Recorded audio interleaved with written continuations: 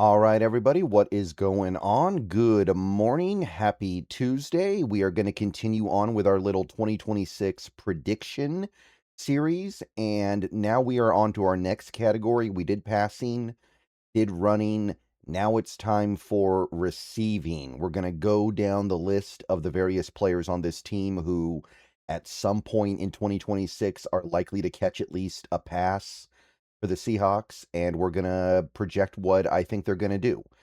So you guys are probably pretty familiar with the formula here right now, so I'm not going to say much more than that. We've got 4 categories for each player, and we have a lot of players because there are a lot of players that catch passes for pretty much any NFL team. So let's go ahead and get into it. This video is sponsored by Prize Picks. So we're going to start at the top and work our way down. Starting off with the number 1 guy, of course, Jaxon Smith-Njigba. It really couldn't be anybody else. Obviously, he's going to lead the team in the significant receiving categories. I think we all know that. But I don't think he'll be replicating last year's success in terms of numbers. So I went with 104 catches, and I went with 1,465 yards, which is 14.1 yards per catch. Hard for me to believe that JSN will replicate the incredible season he had last year, knowing that he is now respected as one of the best receivers in football. Defenses are going to take him more seriously. And also, Seattle has more credible receivers on their team that are going to demand the ball at various points. So I don't think JSN's going to monopolize the passing attack the way he did last year.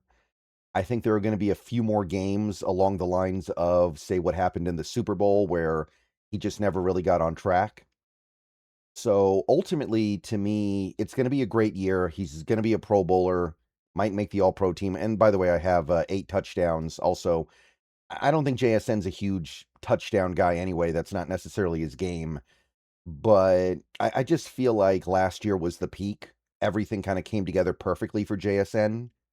We're not going to see stuff like that again. And the main reason why I think that is Shaheed, because I'm kind of all in on Shaheed here. I think Shaheed's going to have a really good year. I think that as long as he stays healthy, he's going to be a very productive receiver. I gave him 50 catches and 845 yards. He's never had that many yards in a season before, but he has been on pace to have a season even better than that before until he got hurt. So Shaheed, I think, is going to be a big-time player in this offense. I do. I am buying the offseason hype. By the way, of course, that would be almost 17 yards per catch, which is a lot, but he's a big play threat. I think we all know this. And I went with 5 touchdowns for Shaheed. So pretty strong, pretty good. And that's where a lot of the JSN stuff will go to. Like last year, JSN, so many games where it just felt like he was the only guy to go to consistently. You're not going to have that this year. And Shaheed being a deep threat, that probably removes some of the deep threat stuff from JSN's game because he's not going to have to run those go routes as much. Cooper Kupp, next guy on the list here. I went with 30 catches, a little less than last year. 405 yards, so still a pretty respectable 13.5 yards per catch. Just feels like things are going to start to wind down. He'll probably miss some games, but he'll be there when we need him. Gave him 2 touchdowns. So he'll be Cooper Kupp. If you like sports, then the best way to make them even better and more exciting is using the Prize Picks app, where it always feels good to be right. Prize Picks makes daily fantasy simple. Just pick more or less on your favorite players and build lineups with a few taps. Whatever sport you're into, and obviously we are now firmly into the NFL offseason, so we're all about baseball. We got some basketball, we got some hockey, whatever it is you like. Prize Picks gives you a fun way to stay locked in while you're watching. Definitely make sure to use the promo code HMA. Prize Picks is hooking up users with $50 in lineups after you play your first $5 lineup. If you use that promo code, that is HMA. I've had a great time on Prize Picks so far, so definitely get on over to it, check it out, and make sure to get your lineups. And don't forget about Team Picks, where you can pick winners, spreads, and totals on any major game. So download the app now, use HMA, and get on over to Prize Picks, where it always feels good to be right. And remember, always gamble responsibly.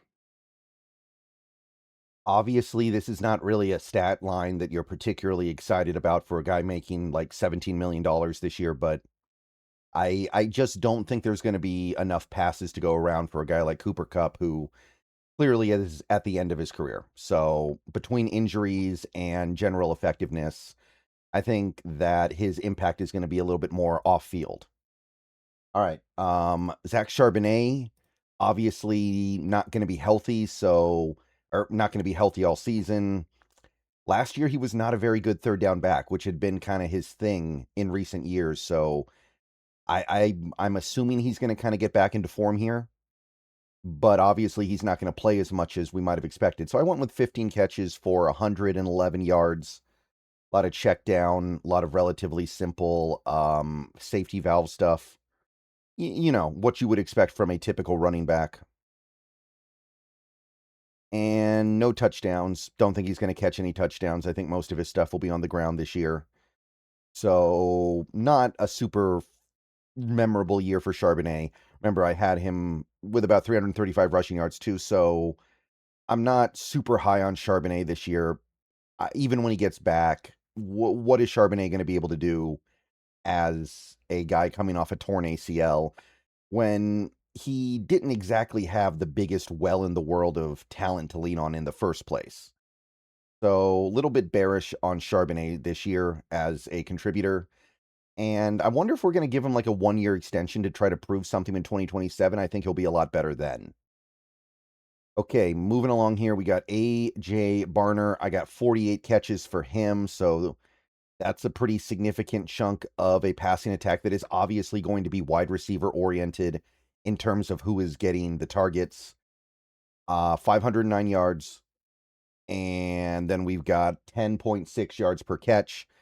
I don't think he's going to turn into a big play guy. I think he's going to continue to be the kind of player that we're familiar with over these last couple years. Not really somebody who busts big plays, but somebody who is reliably there for you when you need it. 5 touchdowns. I think AJ Barner will be a better player this year for a couple different reasons than he was last year, but I don't think his numbers are going to really go up that much because there's only one ball, and especially if you assume that Arroyo is going to improve, which you would naturally make an assumption of, then how many balls are there going to be for Barner? Okay, Torrey Horton, 18 catches for him, 251 yards. Again, it's just one of those things where as much as I like the player, even if you assume he's going to start taking snaps from Cooper Kupp, which is fair, when you have guys like JSN and Shaheed, how many opportunities are there going to be for a guy like Horton? 13.9 yards per catch is good. And I did give him 3 touchdowns because he does seem to have a nose for the end zone. But I can't go too crazy here, even though I do like the guy, because there's just a little too much in front of him to really break through. So I don't think he's going to play a ton.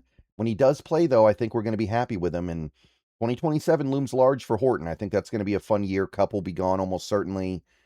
And Horton can just kind of settle into that number 3 spot. George Holani, I think he's going to be kind of the primary third down back this year. I got 19 catches for him. I think that's going to be a way that he can contribute to the offense a little bit better than running the ball.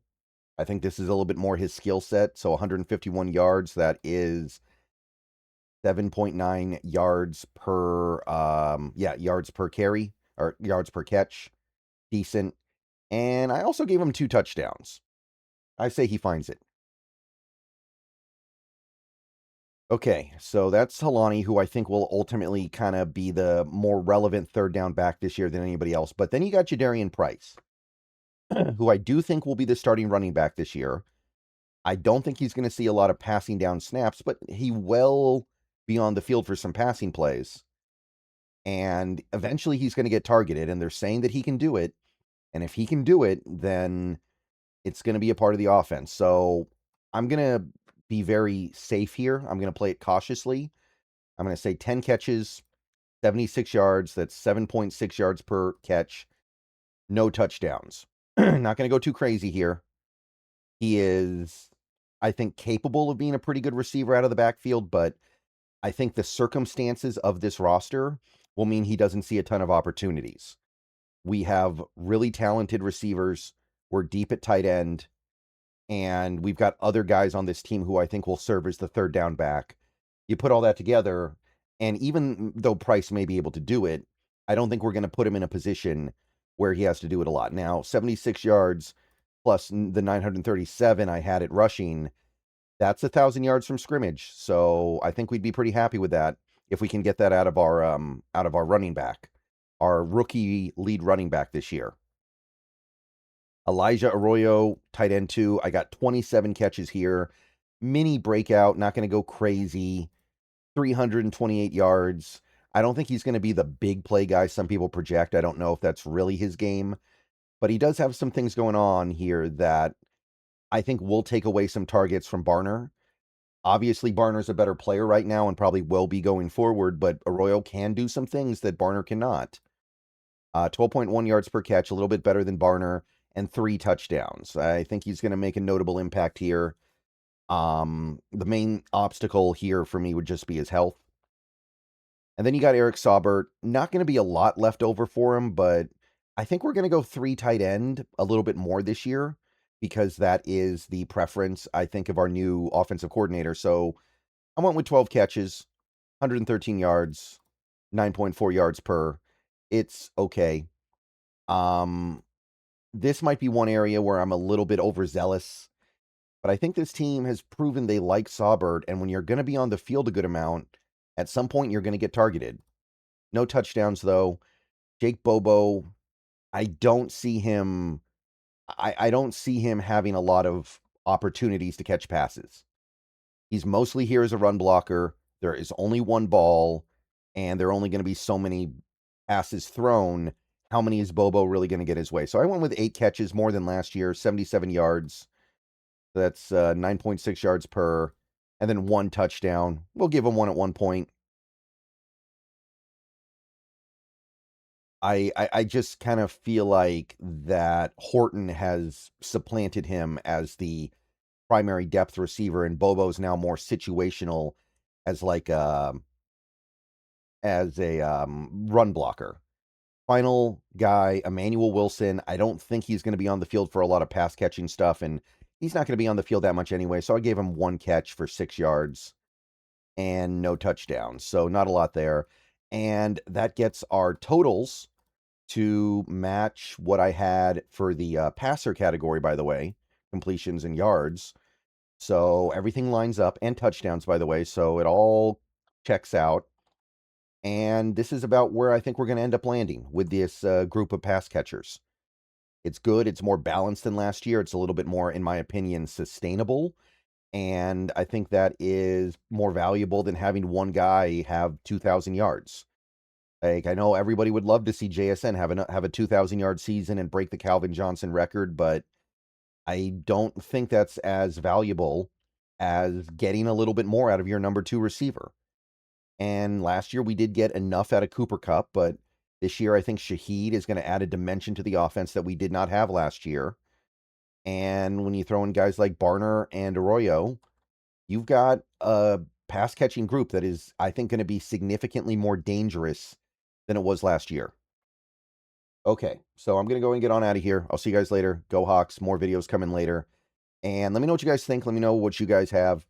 I'm buying into the Shaheed stuff hard. I think he's going to be an important part of this offense, and I think he's going to have a great season. I'm high on the Shaheed thing, and I guess my other kind of sort of bold take here, if you could call it that, would just be maybe the fact that Helani, I think, will be a better pass catcher than Charbonnet this year.